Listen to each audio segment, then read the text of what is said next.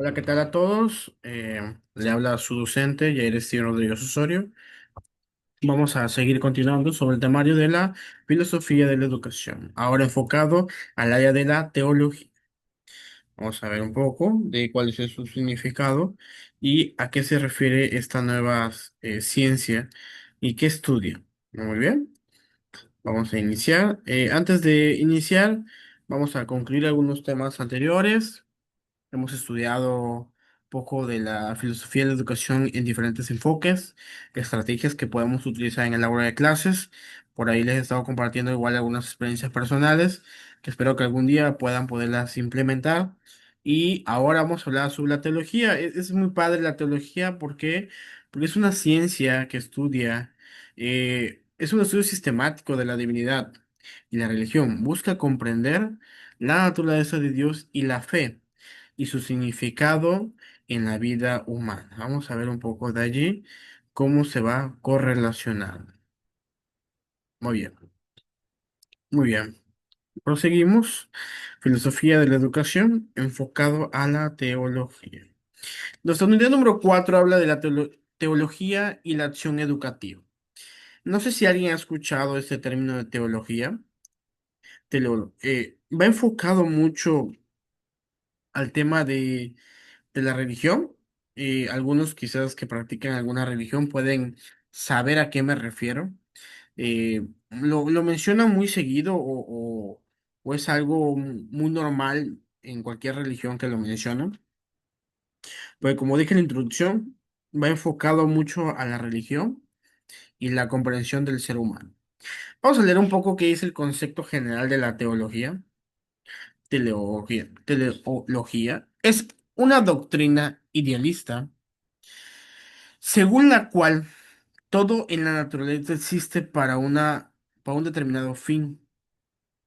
Algunos partidarios de esta teoría consideran que todo en el mundo fue creado por Dios, de tal manera que cada cosa sirva de medio para otro. Nunca hay que omitir cualquier creencia religiosa. Al contrario, muchos científicos, filósofos hoy en día, parte de sus teorías tienen enfoques religiosos. Anteriormente, el tener una definición de ciencia tenía que tener una justificación de varios factores, pero incluían algún término religioso. No es de excluir la parte religiosa, porque también tiene su sentido de fe, un sentido también de ser. Entonces, es importante saber incluir, más bien, saber cuándo lo podemos incluir en la sociedad también. Es decir, las religiones se respetan. No importa qué tipo de religión seas, hay que respetar. Pero de forma particular, yo les invito, chicos, lean un poco, investiguen en qué se enfoca cada religión, porque hemos escuchado, ¿no? El cristianismo, el catolicismo, hablamos de Testigos de Jehová, hablamos de incluso los famosos ateos que no creen en nada. O sea, todo tiene un sentido de ser. Como docentes, créeme que ayuda mucho la comprensión humana, el cómo ellos piensan. Porque si lo llevamos al tema de educativo, es bueno saber el pensamiento de los estudiantes. Hablo cuando estos estudiantes ya son un poco más, tienen autocrítica y van empleados a un poquito más a la comprensión. Hablo de sectores como preparatoria, secundaria, incluso universidad, donde cada persona ya va enfocada a una religión, porque o se le inculcan o descubren una nueva creencia. Para mí lo más particular de este tipo de situaciones es su forma de ver y pensar, porque ciertamente sí cambia. Algunos dicen, no, es de la religión y se ve, ¿no? A cierta legua de cómo es, cómo se expresa, sus creencias. Para mí lo más importante es esa parte, entenderlos, comprenderlos, no compartirlos si no es necesario, pero sí tener como un estudio general de de tipo de situaciones. La teología eso tiene y hay que saberla implementar de una forma correcta. Proveniente del griego telos, que es fin, y logos, que es razón, esta doctrina afirma que todo en el universo tiene un propósito inherente. Es una perspectiva opuesta al mecanismo, mecanicismo, que explica los fenómenos, perdón, a través de la casualidad y el efecto. Como bien decía el primer párrafo, hablemos que la idea es que todo tenga un sentido de ser y que todo tiene una correlación. Es decir, existe por algo, pasa por algo. Hablemos de la vida, hablemos de la muerte, hablemos del vivir, sobresalir. Todo tiene un sentido de fe. La parte filosófica que hemos platicado, el pensamiento autocrítico, el cómo saber nosotros el significado de todo y como docentes, quizás no de todo, pero saber comer, cuestionar y opinar. Yo les voy a comentar, yo en mi vida de docente me han preguntado cosas que no sé y por ahí les he compartido. Quizás no es saber todo, pero sí saber contestar de una forma de orientar. Es decir, ¿quieres saber un poco de la astrología? Puedes estudiar un poco de geografía primero y luego enfocarte al área de la astronomía en diferentes ámbitos de forma teórico-práctica. Es decir, no le contesté lo que él quería, pero sí pude enfocarlo de una forma correcta a lo que él quería. Son dos cosas distintas y no sé si se entienda, pero es importante nosotros como docentes saber un poco de todo, ¿no? Como les dice, desafortunadamente somos todólogos. El docente hoy en día en el aula de clases es todólogo, tiene que saber todo. Todo es un proceso, chicos, todo es un aprendizaje, todo es una práctica. Realmente el docente y cualquier profesión aprende más en cuestiones prácticas. Trato de darles experiencias particulares y no voy a omitir en esta parte. Pero hablando de la teología, me tocó un niño que era, decía él, hablo de quinto de primaria, que él era ateo y que nunca se iba a quitar ese pensamiento. Las personas que dicen que son ateos son muy reservados, no creen en nada. Bueno, la definición de ateo es no creer en existencia de un ser divino, pero también es un poco incongruente los ateos, porque al fin y al cabo sí creen algo que es en sí mismo, ¿no? Entonces, la definición de ateo es decir no creo en nada, pero pues sí crees en algo, ¿no? Porque por algo sigue existiendo, ¿no? Bueno. Este niño en particular me decía mucho y hablaba, me cuestionaba mucho o quería conversar en temas religiosos. Pero es curioso, ¿no? No crees en nada, pero cuestionas a la religión. Digo, es normal. Hay que escuchar, hay que saber. Ojo, nunca tienes que poner al tú por tú con un niño. Al contrario, tú escúchalo y dale una perspectiva. Y si viste que lo tomó bien, síguele dando. Y si viste que lo tomó mal, déjalo hasta ahí. Porque más que ayudarlo, puede perjudicarlo, ¿no? Hablo mucho en esta parte que lo puedan emplear de una mejor manera, es decir, es importante saberlo conllevar, como les he mencionado. Desafortunadamente el docente tiene que ser muy comprensivo, muy atento en diferentes panoramas y la idea es que ustedes puedan conllevarlo de esa misma manera. Muy bien. Entonces, de forma particular me tocó este niño, ¿no? Que cuestionaba mucho la religión, me llamó mucho la atención. Al fin y al cabo, lo escuchaba día a día, cuestionaba, pero luego me puse a pensar por qué ese niño piensa así. Obviamente tiene alguna inclusión en casa, pero no. Resulta que su mamá era católica y su papá también, y era muy raro escuchar. Ahora, ese es un tema, un foco rojo importante de poderlo detectar. Lo que pasa es que este niño tenía un mejor amigo, y este mejor amigo era así, y nos quedamos, ah, caray, ¿por qué entonces el niño se vuelve así?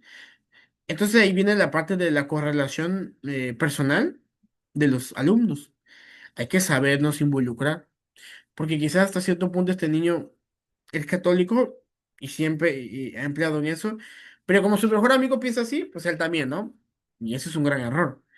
Cada uno tiene que desarrollar su propia ideología y no hacerlo de una forma obligatoria. ¿Por qué? Porque uno va creciendo y puede cambiar. No digo que no, pero no es por caer bien o por convivencia de aceptar cualquier término que nosotros creamos, ¿no? Entonces por ahí no tiene que ir enfocado esa área y espero Más adelante lo que la solución fue de indagar cuál era la cuestión, entendimos que lo estaban obligando, incluso usted fue ateo y pues bueno, al fin y al cabo se llevó a cabo. Pero yo no, al inicio chicos yo no les puse atención, solo entendía, pero mi trabajo también era ¿por qué pensaba así? Fue uno de los errores que he cometido como docente, no indagar más y ciertamente, quizás no meternos en la vida privada, pero sí enfocarnos un poquito en lo que él hace, porque más adelante después se solucionó el tema y el niño volvió a ser y pensar de una forma normal a como lo habían educado en casa. Me agradecieron los papás, ¿por qué? Porque pues el niño pudo haber acabado en otro panorama y luego nos enteramos que su mejor amigo hasta tenía, se cortaba un poco los brazos, el famoso cut que le dicen, o con el cúter cortarse, o sea, sí está muy complejo. Y que incluso al indagar un poco más, ese chico era así por una red social, porque tenía unos amigos que así eran, y pues bueno, ya se acabó un caos muy feo, ¿no? Pero fue por mi curiosidad, y mi curiosidad, también mi factor de crear y pensar al atender a mi alumno, ¿no? En este caso, ¿no? Pero bien.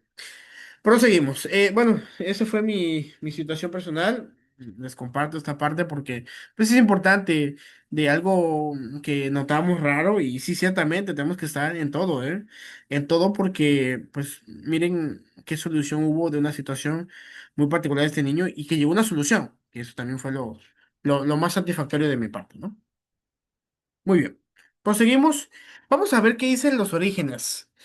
Dice, se encuentra en la antigua Grecia, especialmente de los filósofos Platón y Aristóteles, quienes los conceptualizaron como la doctrina que explica todo en términos de su propósito fin o causa final. Aristóteles la integró en su sistema filosófico como la cuarta de las cuatro causas que explican un ente, refiriéndose a su razón de ser. La teleología postula que los objetos y fenómenos tienen una finalidad inherente que explica su existencia y funcionamiento, en contraposición a las explicaciones basadas únicamente en su causa eficiente. Aquí vienen muchas cosas importantes. Vamos a la parte donde dice causa final. ¿Qué dice esta parte que enfocaba mucho Platón y Aristóteles? Quienes conceptualizaban como la doctrina que explica todo en términos de su propósito fin. Es decir, si nos referimos a la vida, nacemos, vivimos y fallecemos. Ese proceso que todos los seres humanos vamos a vivir en algún momento, ¿por qué pasa? ¿Cuál es el significado? ¿Para qué venimos a la vida? ¿Para qué nacemos? La explicación de, en especial Aristóteles, implicaba que si vamos a tener esas etapas y sabemos que las vamos a tener, tenemos que saberlas aprovechar. Si yo hago cosas malas, voy a morir siendo alguien malo. Pero si yo hago cosas buenas, voy a morir haciendo cosas buenas.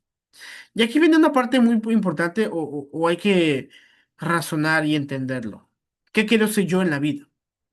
¿A dónde me quiero dirigir?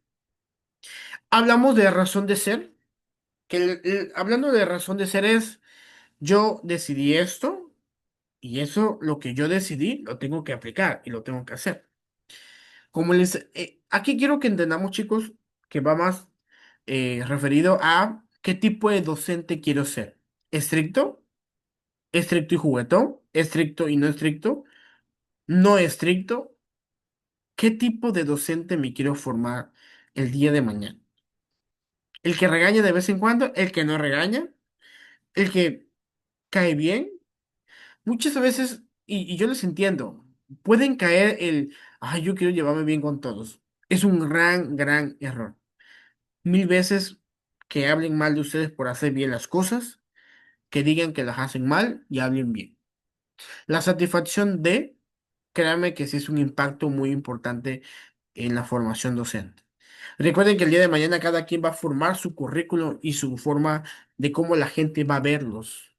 Y desde ahí vamos a encontrar trabajos, desde ahí vamos a ser mejor profesionistas y desde ahí vamos a ser mejores docentes y formadores en próximos personas, adultos, jóvenes o niños que pasen por nosotros. Hasta aquí quiero dejar esta cápsula y me gustaría que reflexionaran sobre esta parte, chicos. Es muy importante qué docente quiero ser el día de mañana. Se los dejo de tarea de pensamiento crítico para que lo puedan analizar muy bien. De forma particular, chicos, yo soy un maestro muy estricto, pero ojo, muy estricto en ámbitos de primaria y secundaria. ¿Por qué? Porque es la parte más esencial de la vida. En preparatoria también, y universidad también, pero se presta a ser un poquito más flexible por la parte de comprensión humana. Pero a mí me gusta ser un maestro muy estricto, que el primer día de clases tengo que dictar mi reglamento de clase y mi encuadre, porque yo desde ahí pongo las reglas del juego. Muy bien, hasta aquí el día de hoy, agradezco mucho su atención. Hasta luego.